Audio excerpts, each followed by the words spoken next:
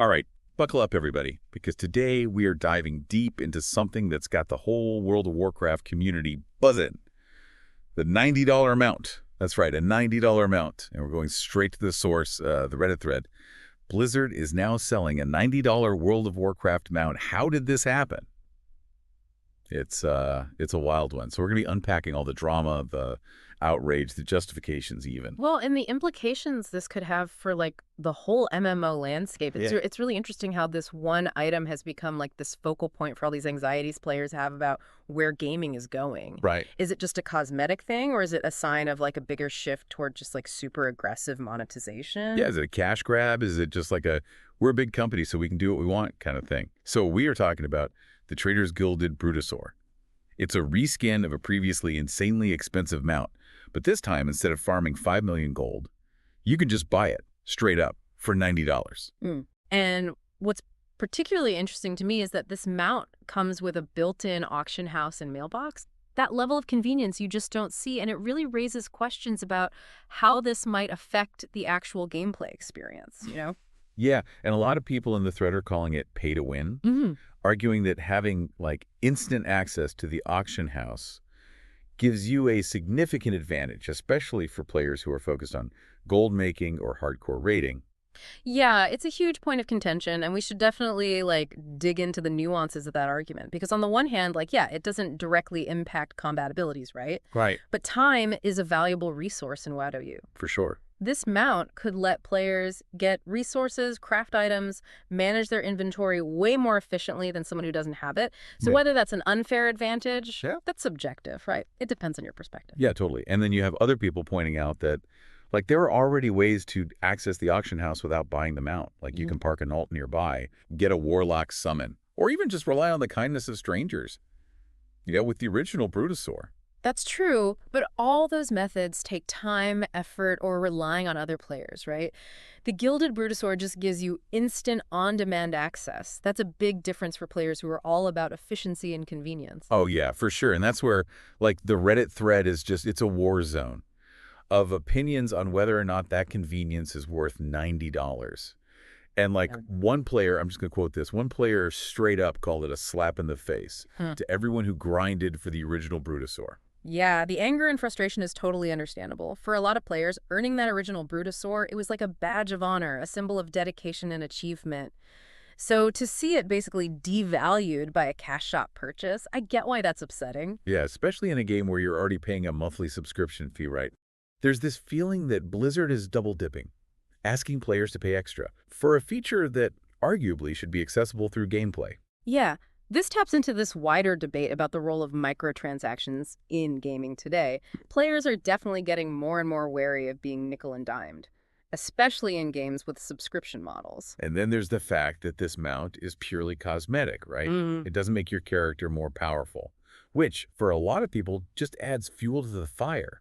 It raises the question like, how much are players willing to pay for convenience, even if it doesn't affect their ability to, actually win? That's the core of it, right? It forces players to confront their own values and priorities in the game. Like, is the convenience worth the price, or is this just a step too far in terms of monetization? Yeah, it's a tough one. And then to make things even more complicated, we have to factor in the WoW W token system. Oh, absolutely. The WowW token economy. That adds a whole other layer to this debate. For anyone who isn't familiar, players can buy WowW tokens with real money and then sell them on the in-game auction house for gold. So technically, you could farm gold in-game, buy a WoW token from another player, and then use that token to buy the mount. Exactly. This means, for some players, the real-world cost of the mount could be way less than $90. It just depends on the gold price of the tokens, which is always fluctuating. But here's where it gets really interesting. Even if a player buys the mount with gold they earned in the game, someone else paid $20 for each of the 6 YW tokens required for that purchase. So Blizzard is still profiting through the transaction fees they charge for token purchases. It's a system that benefits Blizzard no matter how you slice it, no matter how players choose to get the mount. And it further complicates the ethical questions around the price. And it's led some players to argue that the $90 price tag is actually a bargain compared to the original Brutosaur, which required a ton of gold farming or spending a fortune on WoW tokens back in the day. It's a perspective that challenges the idea that this is just a blatant cash grab. Because for those who are good at playing the gold-making game, the new mount might actually be a more accessible option. Yeah, and maybe even cheaper compared to the predecessor. But even with the WoW token economy, like the sheer amount of money Blizzard is going to make from this is crazy. I saw some Redditors speculating that it could generate more revenue than Diablo 4. Yeah. That's a wild thought. The potential financial success of this mount, it really speaks to the power of convenience and exclusivity in gaming. Players are clearly willing to pay a premium for things that save them time or make them feel unique. Totally. And it makes you wonder, like, if this level of monetization works, will we see other MMOs following suit? Will we see more games incorporating these convenience features, but with a big price tag attached? That's a trend we've already seen in other genres, like mobile games with their gacha systems, or free-to-play titles with premium currencies and battle passes. The question is, will MMOs, which are traditionally known for their subscriptions and big persistent worlds, will they succumb to the same pressures? It really makes you think about what value means in these virtual worlds. Like, is convenience something you can buy and sell? And if it is, what does that mean for the balance of the game, the integrity of the game? Oh, yeah, for sure. That's the big question. And it's got players on both sides of this thing, just like, fire it up. One commenter in the thread said, and I quote, time is money.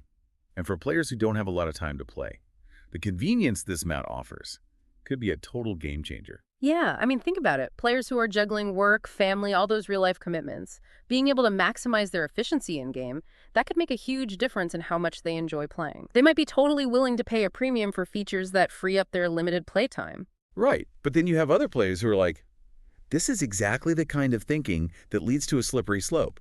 Like, if developers know that players will pay for convenience, what's to stop them from designing games that are just grindy and time-consuming on purpose, so they can sell us the solution later? It's a valid fear, right? That this sets a precedent for even more aggressive monetization. I mean, we've seen it in other genres Oh, yeah. where things that used to be standard gameplay Yeah. are now locked behind paywall. Yeah, or time gates, or, oh, it reminds me of that whole horse armor controversy Yeah. from the Elder Scrolls The Oblivion. Remember that?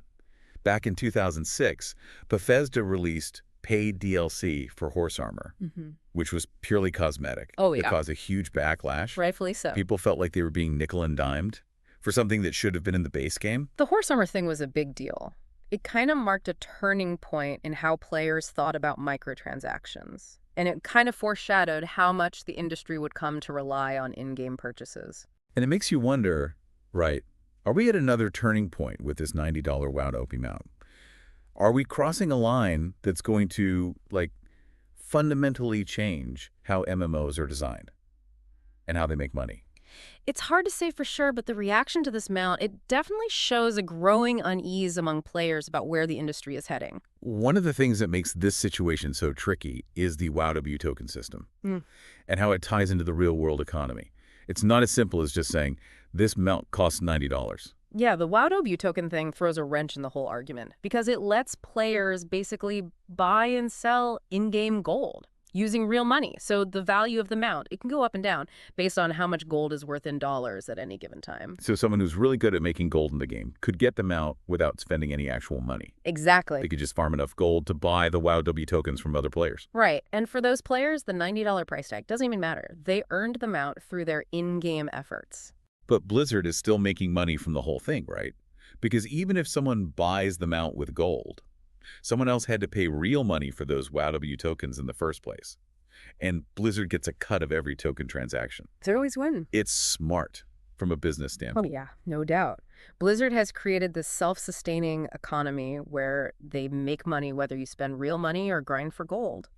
But it creates kind of a moral gray area, don't you think? For sure. Some people in the thread are saying that this encourages a pay-to-win mentality, even if the mount itself doesn't give you any combat advantages. The argument is that letting players turn real-world money into in-game advantages, even if it's just cosmetic. It blurs the lines between skill and spending power. And then it becomes a question of, like, if convenience is something you can buy, does that create an uneven playing field for people who can't, or choose not to, spend real money on the game? It's a tough question. There's no easy answer. It comes down to each player's values and how they view the connection between time, money, and rewards in the game. Right, and it's important to remember, not everyone who buys this mount is doing it because they feel pressured to keep up, or because they're trying to win. Right. Some people just value their time, Yeah. and they're happy to spend money to enjoy the game more. Yeah, like they might be busy professionals or parents or students who can't play that much, and they want to make the most of the time they have. Exactly. Others might see the mount as, like, a status symbol or a way to show their dedication to the game. It's not about convenience. It's about prestige or how it looks. Right. There are a lot of different reasons why people might buy it. It's a personal choice. Absolutely. There's no right or wrong answer. But the fact that this has become such a heated debate, it shows that there's something bigger going on here. Oh, absolutely. This isn't just about amount. It's about the changing relationship between players and developers and the growing anxiety about monetization in gaming. It feels like MMOs are at a crossroads. Players will pay for convenience, but where do we draw the line? Will developers start making games that are less fun to play? Because they know they can sell us the solution later. I mean, that's the big question. And there's no easy answer. If this $90 mount is a huge success, other companies might try to do the same thing and push monetization even further. Yeah, it's like what's happening with mobile games, right?